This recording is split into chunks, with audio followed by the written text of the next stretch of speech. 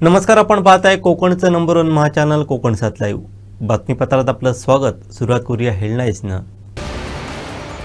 दुर्दैवी घटना, एअर इंडियाचं प्रवासी विमान कोसळलं. गोव्यात आळीपाळीने 3 अल्पवयीन मुलींवर बलात्कार. आणि हत्तीपकड मोहिमेचा नाकारतेपणा, वनाधिकाऱ्यांविरोधात आंदोलक आक्रमक. आता पाहूया सविस्तर बातम्या.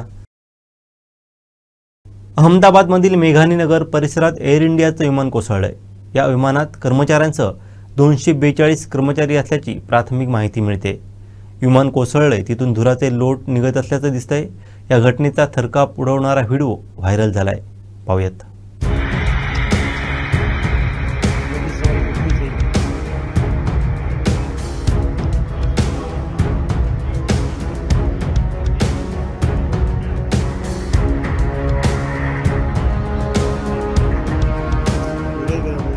एअर इंडियाच्या AI-171 या प्रवासी विमानाचा अपघात झालाय. 242 प्रवाशांना घेऊन हे विमान अहमदाबादवरून लंडनला जात होतं. तसंच यात 2 पायलटसह 12 क्रू सदस्य होते. अहमदाबादमधील सरदार वल्लभभाई आंतरराष्ट्रीय विमानतळाच्या सीमेजवळच ही दुर्घटना घडली आहे. या विमानानं अहमदाबाद विमानतळावरून उड्डाण केल्यानंतर काहीच मिनिटात ते कोसळलं. विमानाचे पंख तुटून बाजूला पडल्याचं व्हिडिओमध्ये दिसतंय. दरम्यान अहमदाबाद पोलीस अग्निशमन दलानं बचावकार्य सुरू केलं आहे.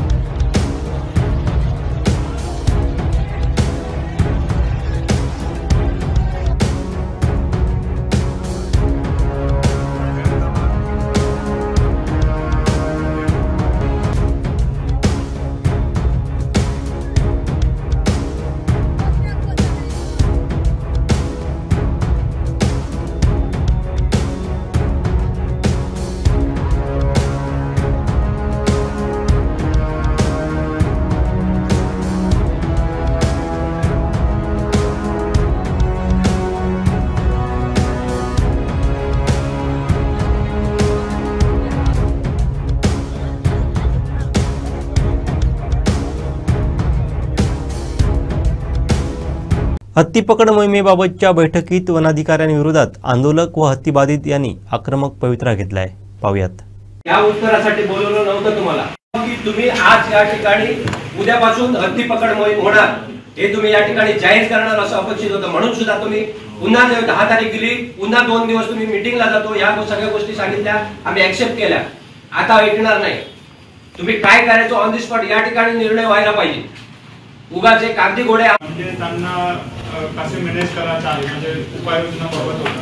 लॉंग टर्म मध्ये त्यांची काय होता की तुम्ही सर्व हत्तींना इथून निकालना है तो वो उसमें क्या ह्या सगळ्याचं इस्टिमेट करा आणि आपल्याकडे सादर करा, त्याच्यानंतर आपण याच्यावरती विचार करूया म्हणा. त्यांची ती कारवाई कितपर्यंत झाली असेल ते त्यांना विचारा ना. बघा असं वाटतंय, एकूण सगळं बघितलं तर असं वाटतंय की आम्ही फक्त येतो आता. आणि तुम्हाला माहिती आहे खूप हुशार तुम्ही एका ठिकाणी बांधून ठेवू शकता. तुम्ही सांगा मला साहेब आम्ही काय म्हणतो ह्याच्यापेक्षा आम्ही काय करायचं हे सांगा. तुमचा प्रश्न तर वेगळाच आहे. आणि हत्ती आमच्या जंगलातला प्राणी आहे, बाकी प्राणी आहे, गवळरेडे आहेत, सगळे बाकी प्राणी आहेत. आम्ही तुम्हाला कधी सांगितले का ह्याला पकडून द्या म्हणून? तुमच्या शेतकऱ्यांनी सांगितले का? किंवा त्यांच्या ह्याच्या अगोदर हत्तीच्या अगोदर तुम्ही तुमच्याकडे नुकसान भरपाईचं प्रकरण दाखल केलेली काय?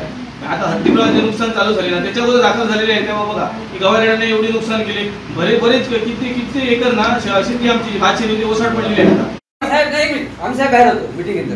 तुम्ही मीडिया बंद करायला सांगू शकत नाही. आम्ही साहेब बाहेर होतो. हे चुकीचं आहे. मीडिया कॅमेरा बंद करणं बरोबर नाही. अगोदर सांगितलं पाहिजे ना. डायरेक्ट तुम्ही सांगता शेतकऱ्यांना बंद करा म्हणून. कॅमेरा बंद करा कशासाठी बंद करून सांगा.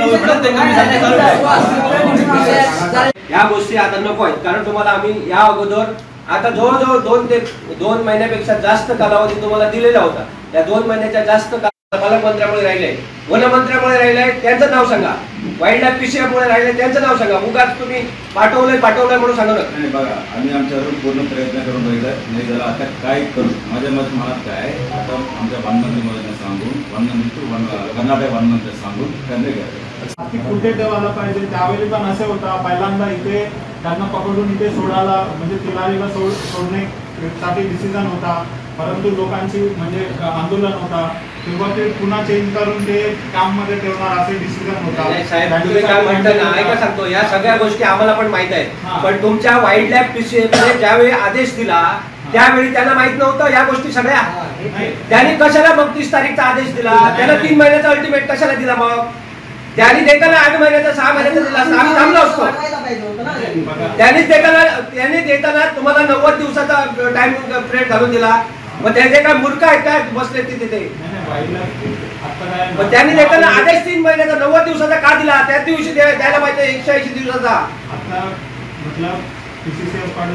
आजच्या दिवशी बसले ते काय लहान पोरग आहे का तिकडे बसले? ते कोणते कॅप्चरिंग ऑर्डर होताना त्यांना आता टाइमलाईन टाकून करायला पाहिजे. आता आपल्याला कोणी टायगर असेल तर त्यांना पण दोडामार्ग तिलारीमधील जंगलात उंच झाडावर चढलेला बिबट्या कॅमेऱ्यात कैद झालाय. निसर्गप्रेमी दर्शन वेंगुर्लेकर यांनी तिलारी जंगलात फिरताना उंच झाडावर चढलेल्या बिबट्याचा व्हिडिओ आपल्या कॅमेऱ्यात कैद केलाय. पाहूयात.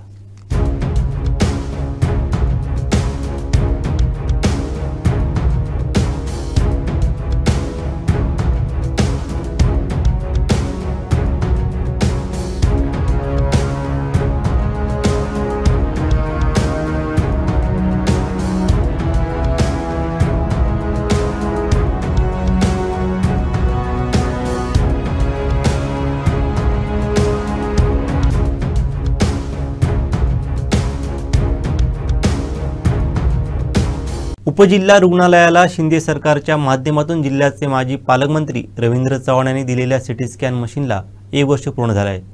सरकारच्या माध्यमातून एका खासगी कंपनीकडे ही सेवा देण्यासाठी करार केला होता. आज जवळपास 9,000 पेक्षा जास्त रुग्णांना या सिटी स्कॅनची विनामूल्य सेवा मिळाल्यानं लाभ झाला आहे. एवढंच नाही तर पेशंटला इतरत्र हलवण्यासाठी होणारा मनस्ताप व हजारोंचा आर्थिक भुर्दंड देखील वाचला आहे. त्यामुळे रुग्णांच्या नातेवाईकांकडून समाधान व्यक्त करत सरकारचे आभार मानले आहेत. या रुग्णांना सिटी स्कॅन चाचणीसाठी प्रायव्हेटमध्ये 3 ते 4 हजार रुपये मोजावे लागत होते. ते गोरगरीब रुग्णांना परवडण्यासारखं नव्हतं. हा विषय लक्षात घेऊन जीवनरक्षा वैद्यकीय प्रतिष्ठानचे अध्यक्ष राजू मसुरकर यांनी माजी पालकमंत्री रवींद्र चव्हाण यांच्याकडे यशस्वीरित्या पाठपुरावा करून सिटी स्कॅन सेवा सुविधा उपलब्ध करण्यासाठी मागणी केली होती. त्यानुसार सावंतवाडी उपजिल्हा रुग्णालयामध्ये विनामूल्य 24 तास ही सेवा उपलब्ध करून दिली आहे. या सेवेचा लाभ आजपर्यंत 9,000 पेक्षा जास्त रुग्णांनी घेतला असून या सेवेला 1 वर्ष पूर्ण होत आहे, अशी माहिती सामाजिक कार्यकर्ते रवी जाधव यांनी दिली.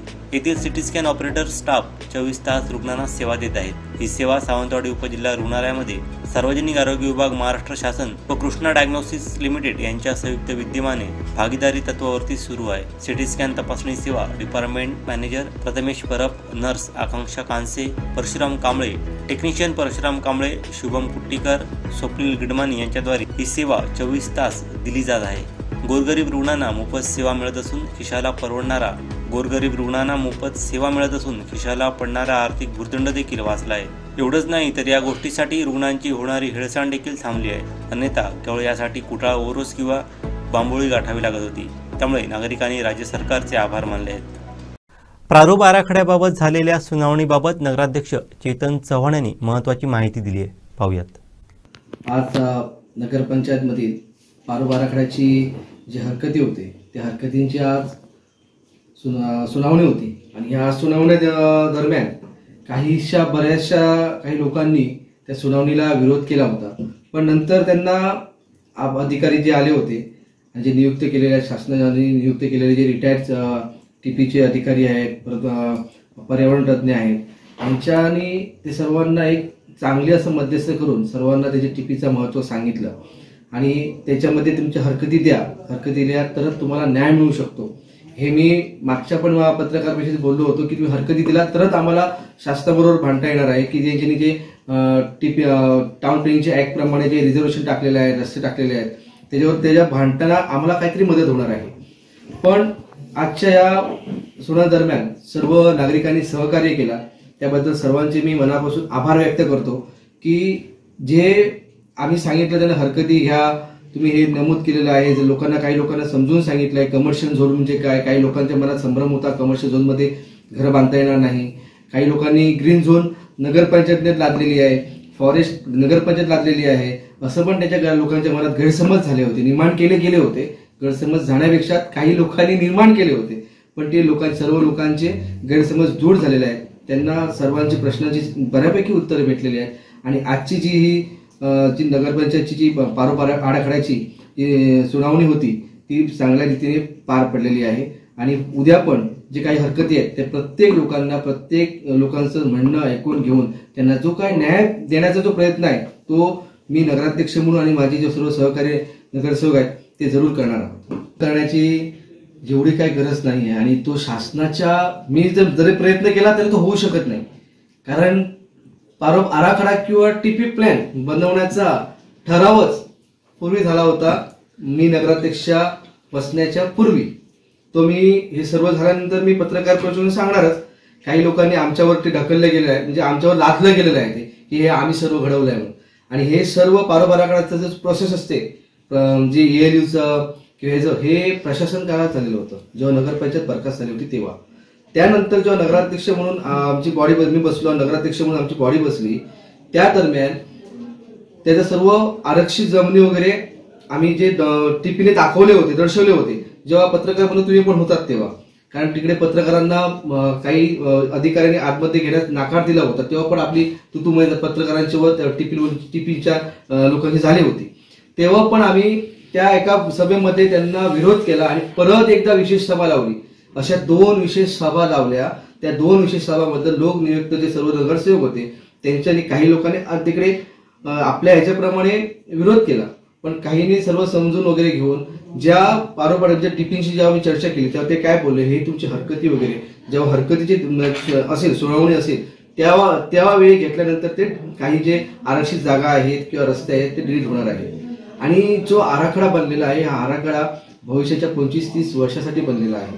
आणि आराखडा माझ्या मनात तरी आला की तुम्ही कॅन्सल करावा, ठराव घ्या. आता ते शक्य नाहीये कायद्याच्या ह्याच्यामध्ये, कारण जी प्रोसेस असते ती प्रोसेस पूर्ण झालेली आहे. जो आपला आराखडा तयार झाल्यानंतर जो आपला जो प्रदर्शनासाठी लावला होता 1 महिन्यासाठी तो लावलेला आहे, प्रसिद्धी गॅझेट झालेला आहे त्याचं, तो आता कॅन्सल होऊ शकत नाही. एकमेव पर्याय म्हणजे लोकांनी त्याच्यावर हरकती घेणं.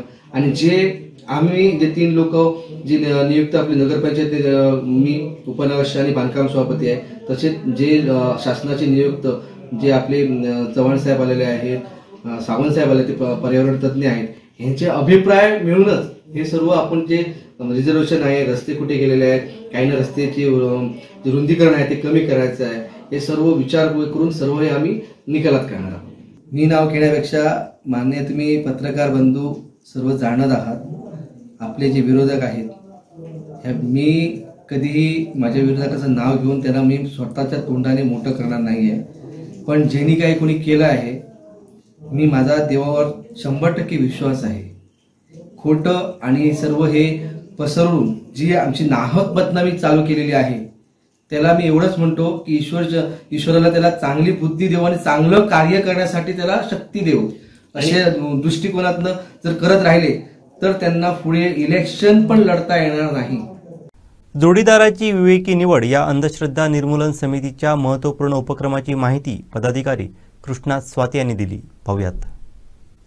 नमस्कार, मी कृष्णात स्वाती, राज्य सरचिटणीस महाराष्ट्र अंधश्रद्धा निर्मूलन समिती.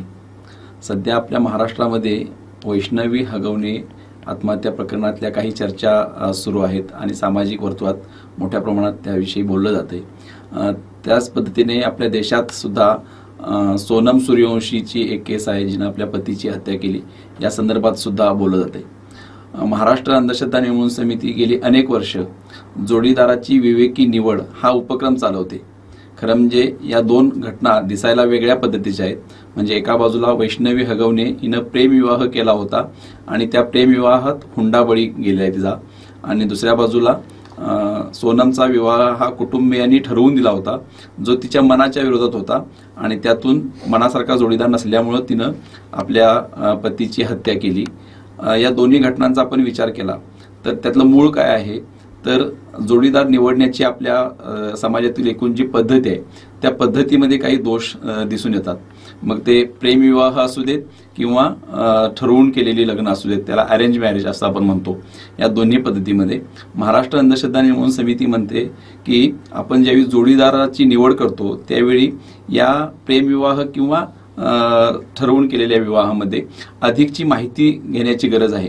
सध्या आपल्याकडे काही तात्पुरत्या माहिती घेतल्या जातात, परंतु त्या पुरेशा नसतात. त्याच्यासाठी आम्ही परिचयोत्तर विवाह पद्धतीचा पुरस्कार तरुणाईनं केला पाहिजे आणि पालकांनी त्यांना पाठिंबा दिला पाहिजे असं म्हणतो. म्हणजे लव्ह मॅरेजमध्ये प्रेम होणं हे खरंच प्रेम आहे की आकर्षण आहे, इथंपासून सुरुवात असते. महाराष्ट्र अंधश्रद्धा निर्मूलन समिती या टप्प्यामध्ये किशोरवयीन मुलींसाठी वयात येतानाचे प्रशिक्षण घेत असते आणि या प्रशिक्षणातून प्रेम आणि आकर्षण यातला फरक आणि प्रेम मैत्री आकर्षण हे कशा पद्धतीने पुढे जातं, त्यातले धोके काय आहेत आणि कोणत्या बाजूनं तरुणाईनं किंवा किशोरवयीन मुलामुलींनी विचार काय पाहिजे याच्यापासूनचं प्रशिक्षण देतं. महाविद्यालयीन पातळीवर प्रेमातल्या धोक्यांच्या संदर्भातलं आणि प्रेमाच्या शक्यतांच्या संदर्भातलं संवाद करते आणि त्याबरोबरच जोडीदाराची निवड कशा पद्धतीनं केली जावी याविषयी सुद्धा विचार करतं. हा सगळा विचार शालेय विद्यार्थी, महाविद्यालयीन विद्यार्थी आणि अर्थातच पालक यांच्यासोबत अंधश्रद्धा निर्मूलन समिती सातत्यानं करत आलेली आहे. सिंधुदुर्ग जिल्ह्यामध्ये अंधश्रद्धा निर्मूलन समितीचं काम सावंतवाडी असेल, कणकवली असेल, मालवण असेल, देवगड असेल, वैभववाडी असेल किंवा कुडाळ असेल अशा ठिकाणाहून चालतं. या सर्व ठिकाणच्या आणि जिल्ह्यातील एकूणच सर्व कार्यकर्त्यांच्या कामासाठीची एक संघटित बांधणी करण्यासाठी रविवार दिनांक 22 जून रोजी कणकवली या ठिकाणी एक दिवसीय प्रशिक्षण आयोजित केलं आहे. यावेळी आम्ही अर्थातच जोडीदाराची विवेकी निवड या संदर्भातलं किंवा वैज्ञानिक दृष्टिकोन या संदर्भातलं आणि किशोरवयीन मुलामुलींच्या संदर्भातला संवाद याविषयीचे वेगवेगळे प्रशिक्षण देणार आहोत. समाजातले असे प्रश्न जर सोडवायचे असतील तर किशोरवयीन मुलं मुली, महाविद्यालयीन मुलं मुली आणि त्यांचे पालक यांच्यापर्यंत पोहोचून त्यांच्याशी संवाद साधला गेला पाहिजे. अंधश्रद्धा निर्मूलन समिती यासाठी सातत्यानं प्रयत्नशील आहे. वेंगुर्ले आगारात आलेल्या 5 नवीन एसटी गाड्यांचे महायुतीच्या वतीने आमदार दीपक केसरकर यांच्या हस्ते श्रीफळ वाढून लोकार्पण करण्यात आलं. यावेळी मोठ्या संख्येने वेंगुर्लेतील शिवसेना, भाजप पदाधिकारी, कार्यकर्ते तसंच एसटी कर्मचारी उपस्थित होते. यावेळी मी मंजूर केलेल्या कामांची नारळ फोडायची काहींना सवय आहे असा टोलाही यावेळी दीपक केसरकर यांनी उद्धव बाळासाहेब ठाकरे शिवसेनेवर लगावलाय. पाहूयात.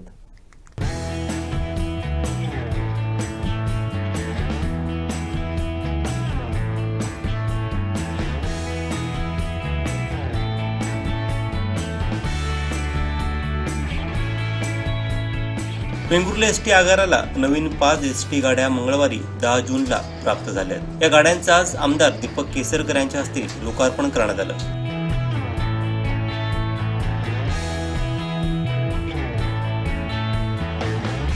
यावेळी सर्वप्रथम या 5 एसटी बस वेंगुर्ले आगाराला मिळण्यासाठी प्रयत्न केल्याबद्दल आमदार दीपक केसरकर यांचं शाल श्रीफळ व पुष्पगुच्छ देऊन शिवसेनेच्या राष्ट्रीय कर्मचारी सेना या वेंगुर्ले एसटी संघटनेच्या वतीने सत्कार करण्यात आला। तसंच यावेळी वेंगुर्ला तालुका शिवसेना, तालुका भाजप महिला संघटना यांच्या वतीने दीपक केसरकर यांचं स्वागत करण्यात आलं। तर दीपक केसरकर यांनी एसटी चालक व वाहक यांचे पुष्पगुच्छ देऊन अभिनंदन केलं। यावेळी उद्धव बाळासाहेब ठाकरे शिवसेनेच्या वतीने मंगळवारी या एसटींचा लोकार्पण कार्यक्रम करण्यात आला होता। यावर बोलताना आमदार केसरकर यांनी मी मंजूर केलेल्या कामांची नारळ फोडायची काहींना सवय आहे असा टोलाही लगावला। यावेळी मोठ्या संख्येने शिवसेना, भाजप पदाधिकारी, एसटी अधिकारी, कर्मचारी उपस्थित होते। कर्मचारी संघटनेने अशी मागणी केलेली होती, ज्या बॅटरी ऑपरेटेड बसेस आहेत इथं उंच सखल भाग असल्यामुळे चढायला थोडीशी अडचण होते, म्हणून डिझेलच्या गाड्या आम्हाला द्या। त्याप्रमाणे आज 5 डिझेल व्हेकल्स ही वेंगुर्ला एसटी डेपोला दिलेली आहे। इथल्या डेपो मॅनेजरची मागणी आहे की आणि 5 गाड्या आपल्याला द्याव्या।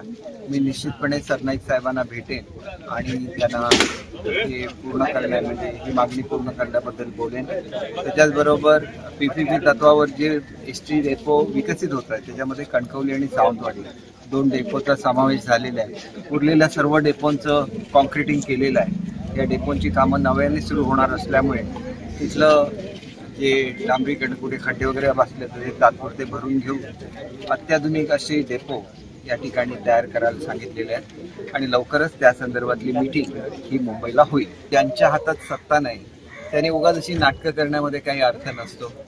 कॉन्क्रिटिंग पूर्वी कधी झालेलं होतं का? आता व्यवस्थित कॉन्क्रिटिंग झालेलं आहे। थोडासा भाग शिल्लक होता कॉन्क्रिटिंगचा, तो सुद्धा मी सरनाईक साहेबांना सांगून आतमध्ये घ्यायला सांगितलेलं आहे। आता मेन काम जे एकच शिल्लक आहे, जसं इथं कॉन्क्रिटिंग झालं तसं बांदा डेपोचं झालेलं आहे। मेन काम राहिलेलं आहे सावंतवाडी डेपोचं, ते लवकरच सुरू होईल आणि त्यानं जर तिथे जाऊन नारळ फोडायचं असेल तर नारळ फोडणाऱ्या लोकांना त्यांनी स्वतःच्या पक्षात घेतलेलं आहे, त्याच्यामुळे सध्या त्यांना दुसरं काही काम नाही तर त्यांना पाठवायला सांगा। त्यांना सवय आहे, मी मंजूर केलेल्या कामांचं नारळ फोडायची त्यांना सवय आहे, त्याच्यामुळे ते तिथं गेल्यामुळे उपाठाचं सुद्धा आता एकंदर शिस्त बिघडलेली असं दिसतं। सेना आणि भाजप या दोघांच्याही संघटना एसटीमध्ये आहेत। एसटीच्या कर्मचाऱ्यांना न्याय देण्याची भूमिका आमच्या कर्मचारी संघटनेची आहे आणि मुळात हा कार्यक्रम हा प्रशासनाचा कार्यक्रम असतो, त्याच्यामुळे तो डेपो मॅनेजरनी करायचा आहे, तो संघटनांनी करायचा कार्यक्रम नाही। मुळात संघटनांनी जे कामगारांचं हित आहे तिथं पगार चांगला मिळाला पाहिजे, सुट्ट्यांच्या संदर्भातलं एखाद्या विम्याच्या संदर्भातले लाभ असतील, या वेगवेगळ्या मागण्या सातत्याने येत असतात। ज्यावेळेला रावते साहेब चेअरमन होते एसटीचे आणि मंत्री होते त्यावेळेला त्यांनी काही हॉस्पिटलच्या घोषणा केल्या होत्या, परंतु पूर्ण झालेल्या नाहीत। अशा घोषणा सुद्धा कर्मचाऱ्यांच्या बाबतीतल्या पूर्ण झाल्या पाहिजे। ह्याच्यासाठी वरच्यावर माझी सरनाईक साहेबांची चर्चा असते आणि एसटी हे एक वाहतुकीचं मूळ साधन आहे आणि ते कुठल्याही परिस्थितीमध्ये बंद पडता कामा नये अशी आमची ठाम भूमिका आहे आणि त्याच्यामुळे पगार वेळेवर झाले पाहिजे। याच्यासाठी शासनामार्फत पगार जी रक्कम द्यायची आहे ती दर महिन्याला जमा होते आणि याबाबत शिंदे साहेबांची आणि मुख्यमंत्री महोदयांची चर्चा झाल्यानंतर हे सुद्धा सगळं वेळेवर होईल याची मला खात्री आहे। दोघं मिळून अजितदादांशी बोलतील आणि एसटी कर्मचाऱ्यांचे जे न्याय हक्काच्या मागण्या आहेत त्या सगळ्यांसाठी आम्ही त्यांच्याबरोबर आहोत। राज ठाकरे मुख्यमंत्री फडणवीस भेटीवरती संदीप देशपांडे यांनी महत्त्वाची प्रतिक्रिया दिली आहे, पाहूयात। भेट जी आहे मुख्यमंत्र्यांची राज ठाकरेंनी घेतली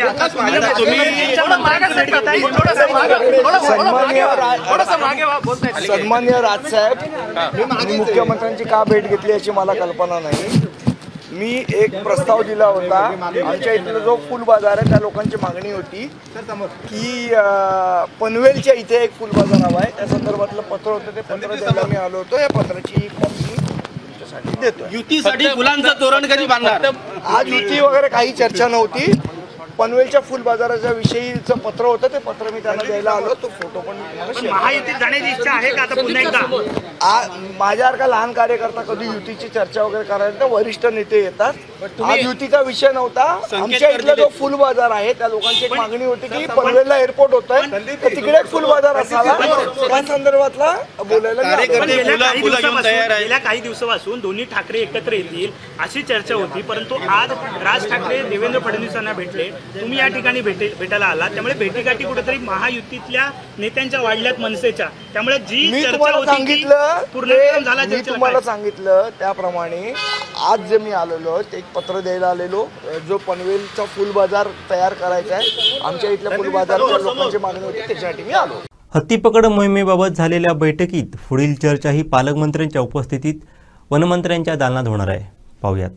त्यांच्या ह्याच्यामुळे तर तेव्हा फास्ट प्रोसेसमध्ये झाली 8 महिन्यात गेले सर्व हत्तींची पकड म्हणून झाली. आता एकच आमचा एक प्रश्न ना, जेवढे 7 हत्तींची पकड म्हणून आमची मागणी आहे. ऑर्डर कशामुळे दिली? एका हत्तीमुळे मृत्यू झालो, त्यांच्या लेवलमध्ये अधिकार एवढा झाला की ज्या एखाद्या प्राण्यामुळे एखाद्याचा मृत्यू झाला तर त्याला पकडूची त्यांच्याकडे एकच अधिकार असा. आणि आतापर्यंत झालेली नुकसानी आणि उपाययोजना याच्यावर खर्च झालेला खर्च आणि तुमच्या हत्तीपकड साठी होणारा खर्च याचं कॅल्क्युलेशन करून बघा ना तुम्ही शासनाला कशाला नुकसान करताय? तुम्हाला आदेश देऊन सुद्धा तुम्ही जर हत्तीपकड मोहीम राबवू शकत नाही तर मग काय काम करताय तुम्ही?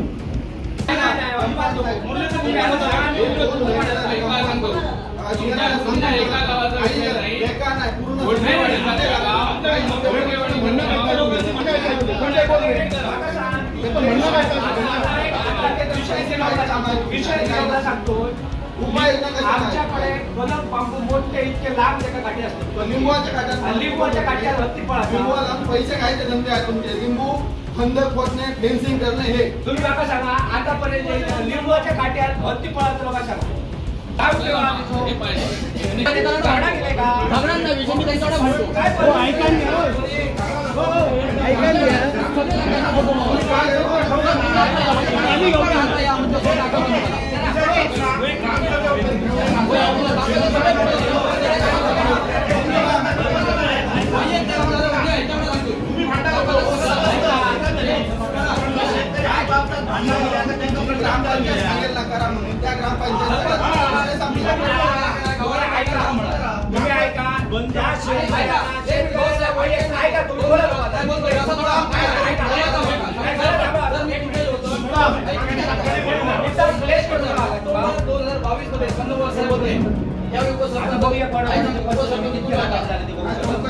विषय काय झाला माहितीये, खंदक मारायचा मग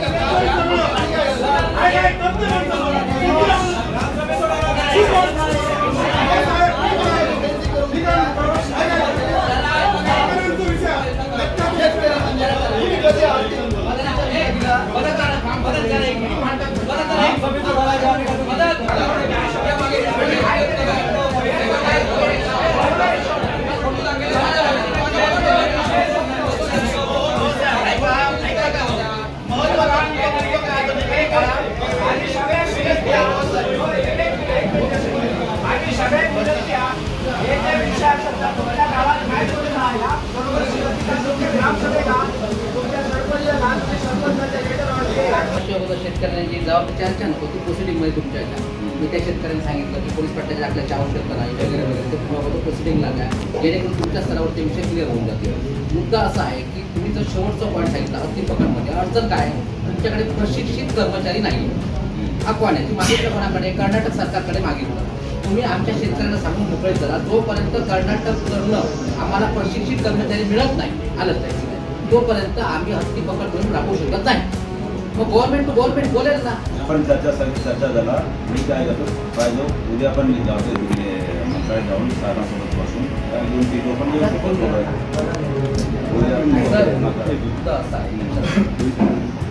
हे सर्व शेतकरी वर्ग आहे त्याबद्दल स्पष्टपणे आम्हाला रिपोर्ट पाहिजे. त्यानंतर आम्ही स्पष्ट लिहून दिले होते पूर्ण खर्च महाराष्ट्रातून करणार. दुसरी गोष्ट आहे आणि सल्लागार एक्सपर्ट आहे हत्तीच्या ते आम्हाला सांगितलं तुम्ही त्यांना तसे पत्रव्यवहार करा, कारण आम्हाला पण माहिती आहे काय पुढे काय करा. डॉक्टर मनोहरन म्हणून रॉयल एलिफंट एक्सपर्ट आहे ते काय सांगितलं तुम्ही त्यांच्याकडे तसे पत्रव्यवहार करा 2 वर्ष त्यांच्याकडे देणे, त्यांच्या कॅम्पवर त्याला प्रशिक्षण देऊन तुमची हत्ती म्हणून परत तुम्ही 2 वर्षांतर घ्या म्हणून. ठीक आहे. कारण हे साहेब केंद्रीय समितीला पण एक हाय पॉवर कमिटी म्हणून आहे, तिथे सदस्य पण आहे, त्यांना भरपूर गोष्ट माहिती आहे. कारण पूर्ण देशात काय काय घडतात म्हणून त्यांना माहिती आहे. म्हणून त्यांच्या शब्दावर आम्ही विश्वास करून पत्रावर केले होते. शेवटी हे सर्व झाल्यानंतर आता सांगता आम्ही घेऊ शकत नाही. तो आता पुढच्या मार्ग काय मंत्री महोदय ते मंत्री सांगून करणे. आता मी उद्या जातो, काय अडचण नाही.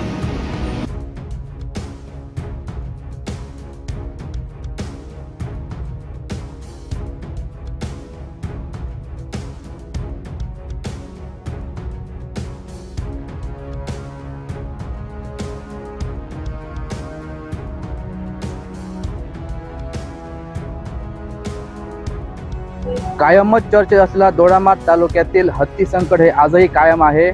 मोर्ले येथे हत्तीच्या हल्ल्यात एका शेतकऱ्याचा निष्पाप बळी गेल्यानंतर इथले पालकमंत्री नितेश राणे यांनी त्या हत्तीला, म्हणजे तो ओमकार नामक हत्ती आहे, ह्याला पकडण्याचे आदेश दिले. 30 जूनपर्यंत त्या हत्तीला पकडून दुसऱ्या ठिकाणी स्थलांतर करावे असे आदेश दिले होते. मात्र या गोष्टीला साधारण 2 महिने उलटून गेले तरीही त्या हत्तीला पकडण्याचे कोणतीही कार्यवाही झाली नाही. सुशेगात असलेला वन विभागाच्या विरोधात इथले जिल्ह्याचे सरपंच संघटनेचे जिल्हाध्यक्ष प्रवीण गवस व इथले शेतकरी यांनी या ठिकाणी 8 दिवसापूर्वी ठिय्या आंदोलन मांडले होते. त्यानंतर वन विभागाचे मुख्य वन संरक्षक व उपवन संरक्षक यांची या ठिकाणी बैठक घेतली जाणार आहे. त्यानंतर या हत्ती पकड मोहिमेसंदर्भात हा निर्णय जाणार आहे. आज हा दिवस उजाडलेला आहे आणि आज या ठिकाणी बैठक पार पडलेली आहे आणि या बैठकीला आंदोलनकर्ते प्रवीण गवस व शेतकरी व त्याचे तालुक्यातील सर्व राजकीय पुढारी पण या ठिकाणी उपस्थित होते.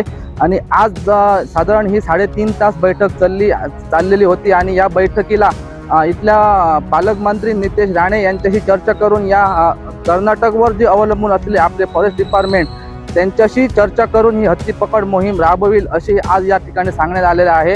तरी आपण जर पाहिलं तर तालुक्यातील हत्ती संकट हे कायमच आहे.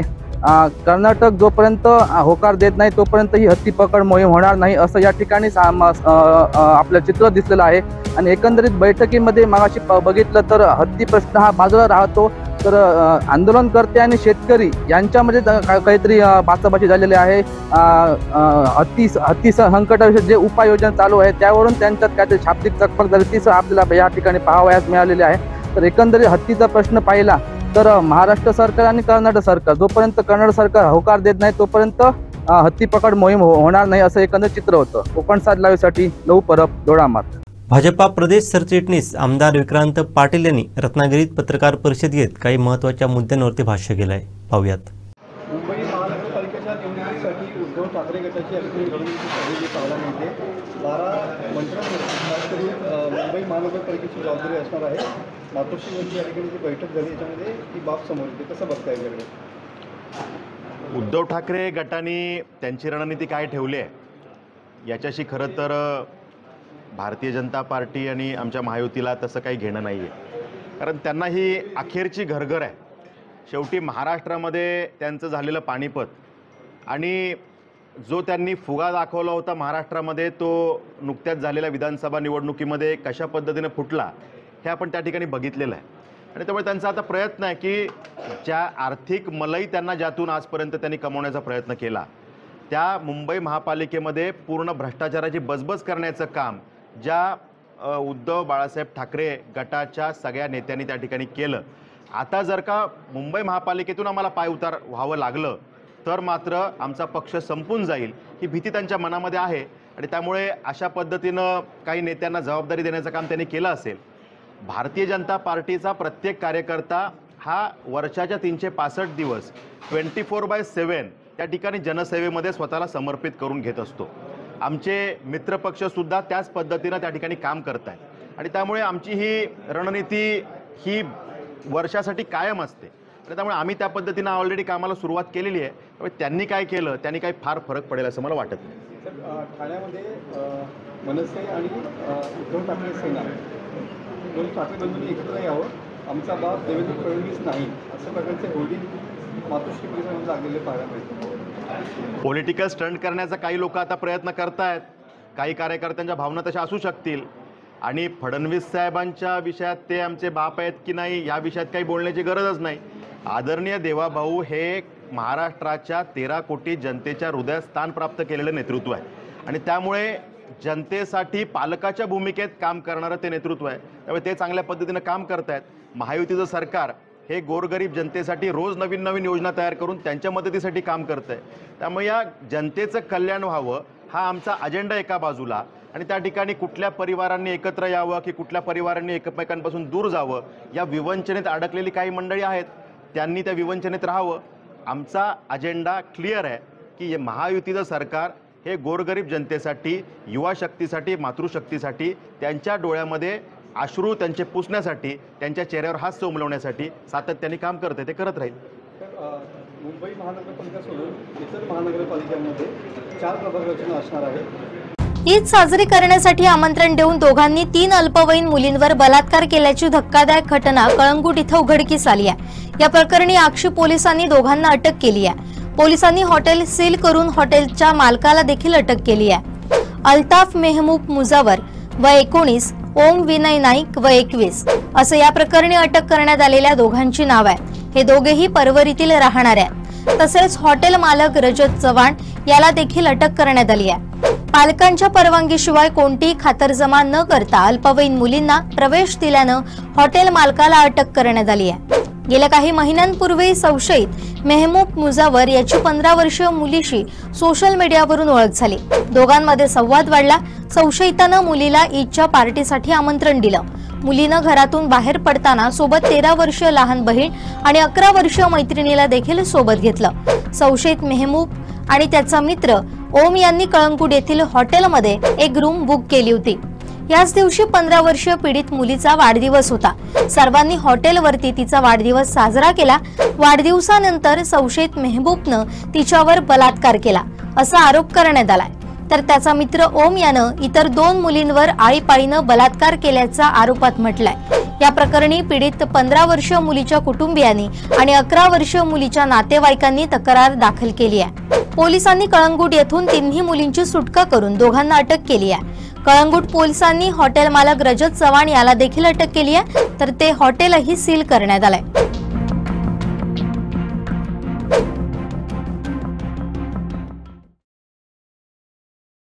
शेवटी ठळक घडामोडी पुन्हा एकदा. दुर्दैवी घटना, एअर इंडियाचं प्रवासी विमान कोसळलं. गोव्यात आळीपाळीने 3 अल्पवयीन मुलींवर बलात्कार आणि हत्तीपकड मोहिमेचा नाकारतेपणा, वन अधिकाऱ्यांविरोधात आंदोलक आक्रमक. बातमीपत्रात वेळ झाली ते थांबण्याची. पाहत राहा बदलत्या कोकणचा बुलंद आवाज.